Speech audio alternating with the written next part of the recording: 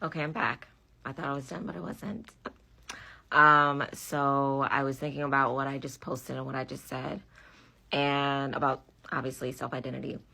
And it's not a new topic. It's not brand new information. We hear it all the time, yada, yada, yada, right?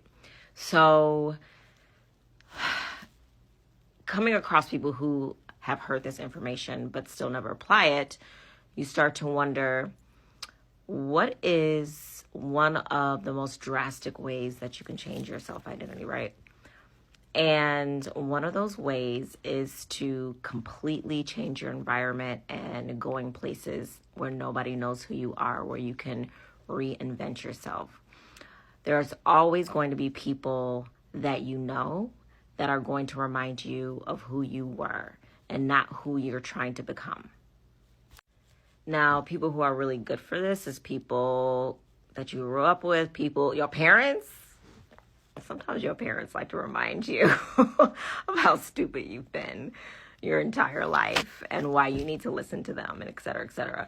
So there's always going to be these people who are going to constantly question you or be like, well, you tried that before. And there's always going to be those people, right? So if you think about Abraham in the Bible, God had him removed from his family and from his environment and just placed him someplace else and changed his name. So this man had to leave everything he knew behind, everyone he knew behind, except he took Lot with him. We saw that was a mess.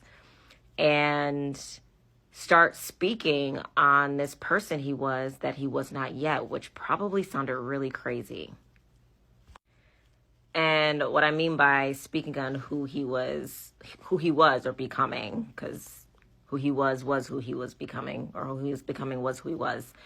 Father of many nations, right? He changed his name to Abraham, how you pronounce it in its original tongue.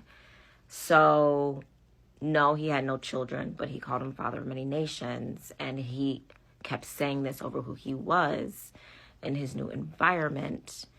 And there's a lot of other stuff that happened in the story, but needless to say, yes, he was removed from his environment, from his family, and he undergone,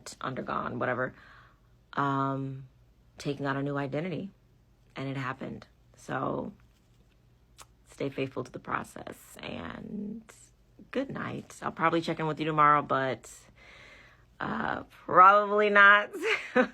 It's late, so good night.